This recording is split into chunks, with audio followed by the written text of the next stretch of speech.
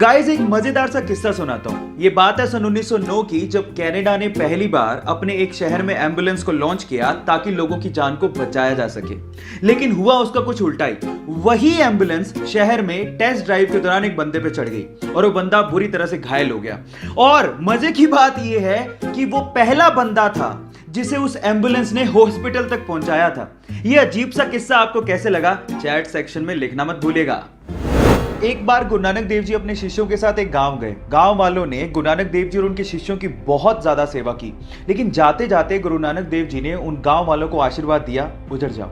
उसके बाद गुरु नानक देव जी अपने शिष्यों के साथ दूसरे गांव गए, लेकिन उन गांव वालों ने गुरु नानक देव जी और उनके शिष्यों के साथ बहुत बुरा बर्ताव किया। लेकिन फिर भी गुरु नानक देव जी ने उन्हें आशीर्वाद दिया, बसे रहो। ये देख के एक शिष्य से रहा नहीं गया। उसने गुरु नानक देव जी से कहा कि ये कैसे आशीर्वाद दिया आपने?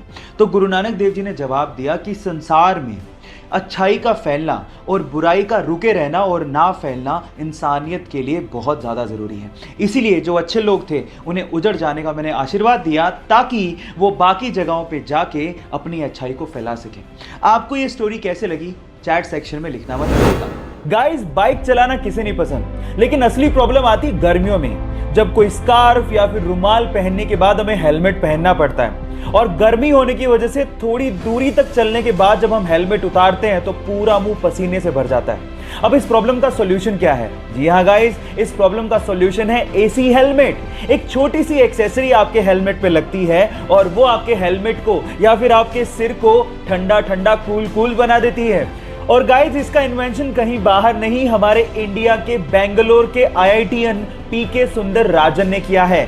सो गाइस, हमारे हेलमेट को ठंडा ठंडा कूल कूल बनाने वाले इस सुंदर राजन के लिए एक लाइक तो बनता है।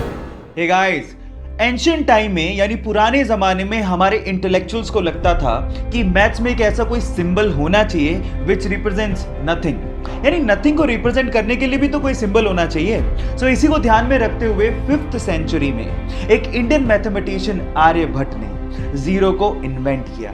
And let me tell you guys, zero का जो सिंबल दिया गया था वो हमारे पुराने मंदिरों, स्पेशली ग्वालियर के मंदिरों के दीवारों पे खुदा हुआ आप लोगों को दिख सकता है।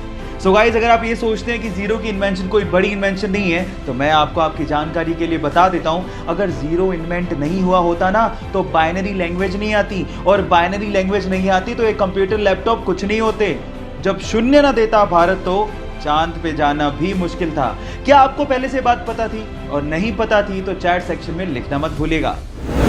वो बचपन से एक फेमस कार रेसर बनना चाहता था, लेकिन एक दिन आज से ठीक 10 साल पहले उसका एक रोड एक्सीडेंट हो गया। उसकी जान तो बच गई, लेकिन उसने उस एक्सीडेंट में अपने दोनों हाथ खो दिए।